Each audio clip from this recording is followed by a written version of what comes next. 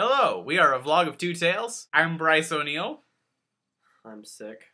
Austin looks like death. He's probably not going to do much talking because a demon recently sucked the soul out of his face. Happens to the best of us. He's very sick. I don't really want to be near him. He doesn't... No, that didn't happen. Today we're going to be looking at my story, Poor Girl, which if you haven't already read, go down to the description, click the link, and read the story, and then come back and watch the rest of the video. I sound like Darth Vader. Except, like, not as intimidating. A lot more sniffly. So I'm gonna go die. Hello. So this week I wrote the story Poor Girl. In case you didn't see last week's video, here's the writing prompt. You see a car identical to yours on the side of the road. Next to it is your dead body. Why don't we talk about the summary? The story is about a man who happens upon a car crash that happens to be the same car as his.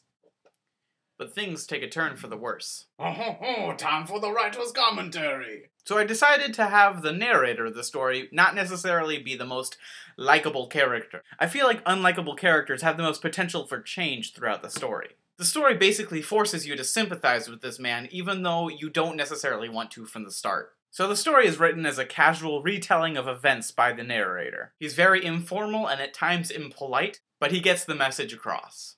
As he's driving past this car, he sees that it's the same car as his, which makes him utter a cliché, but this cliché is one of the most instrumental parts of the story. He says, "That's one way to put me in your shoes." From that point on, we have to assume that he is actually in their shoes. He ends up pulling up behind this car and seeing that this car doesn't have a license plate. How convenient! His first reaction to seeing this crash is saying, and I'm just sitting there thinking about how sad it is that a set of wheels that beautiful got so smashed up. Poor car. Poor car? Really? So he gets out of his car and goes to check the crash. Throughout the story, there is only evidence of three characters. The narrator, the blonde girl Stacy, and Jennifer, who turns out to be his sister. This is the part where we first hear about Jennifer. As he's getting out and walking towards the car, he says, "I kept remembering parts of this horror flick Jennifer and I saw last week." So he goes up and he tries to look through the windows. And then he says, "But it's my car, I should have known they're tinted all to hell." It's those words when he says, "But it's my freaking car." It's not saying it's the same car as mine, it's saying it is his car. As he starts to put together this story of what might have happened to this car, he guesses that it was probably some drunk D-bag. He goes on and says, "I can't believe he would do this to such a beautiful ride." So he sees that the windshield is smashed as well, and he can't see through that. He goes to the driver's side door and tries to open it, but it's locked, so he runs around to the passenger door and opens it just fine. He's confused as to why the passenger side door is unlocked, but the driver's side door is locked. Wouldn't the driver have had to get out of the car himself? So then he finds footprints leading off into the field. This is a bad sign. He thinks back to the horror movie that he saw with his sister. He's thinking out loud about why they don't ever just call the cops in those movies. But then right after that he says that he wasn't even thinking about it either, that he didn't even think about calling the cops. So he started following the footprints. It's important to remember that it is a human being telling this story. As he's giving this account, he stops and says, "God, it hurts even just to talk about this." As he follows the footprints, he accidentally trips over the body and says, "I started screaming. I've never screamed like that before in my life." Right after this, for the first time, there's a paragraph break. This signifies the first time he's broken concentration from him telling the story, and draws more attention to the emotion going through him at the time. Seemingly out of nowhere, he starts telling us about his childhood. He tells us that when he was a kid, he hated roller coasters, but he rode them all the time anyway.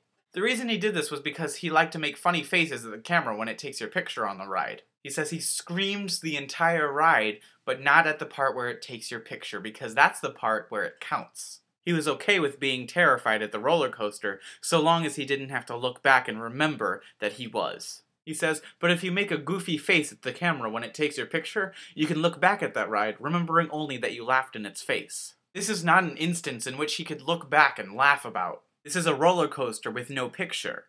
All he could do was scream. So this is the one thing that I decided to change from the writing prompt. I didn't want him to find his body, I wanted him to find a girl's body. The girl that he finds, he describes with only two things. One, her skin was pale blue, and two, her blonde hair was now frosted red.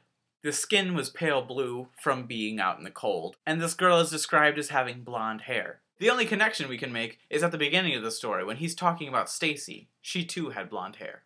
This is where we need to look again at the statement, the cliche, that's one way to put me in your shoes. At the beginning of the story, he says he's a little buzzed, and that's why Stacy wouldn't go with him. Now it's here, towards the end of the story, that we're seeing what would have happened if she had. This is when he says, those horror movies don't know anything about terror. Even when they're scary and gruesome, it's still just a little bit glamorous. At a time like this, all he can think about is watching a horror movie. And that's when he called Jennifer. What? Why Jennifer, you ask?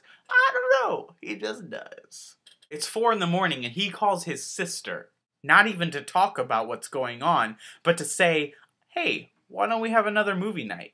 At a time like this, all he can think about, all that he wants in the world is to separate himself from the situation. He would rather be in the safety of just watching a horror movie rather than it happening to him. He calls Jennifer because she represents his safety, because at least the horror movies are a little bit glamorous. At the end of the story, he finds out that the driver apparently vanished.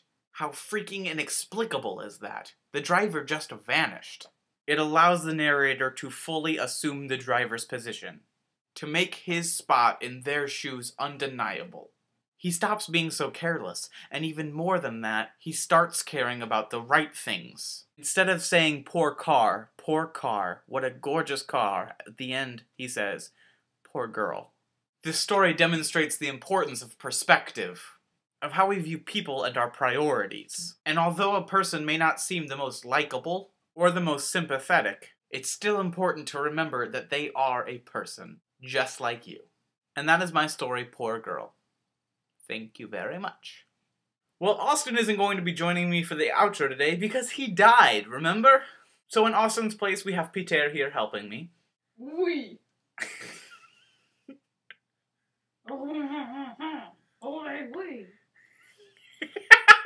Once again, the links for our writings can either be found on our Tumblr or just down in the description. So thanks for watching this video. We are a vlog of 2 tales.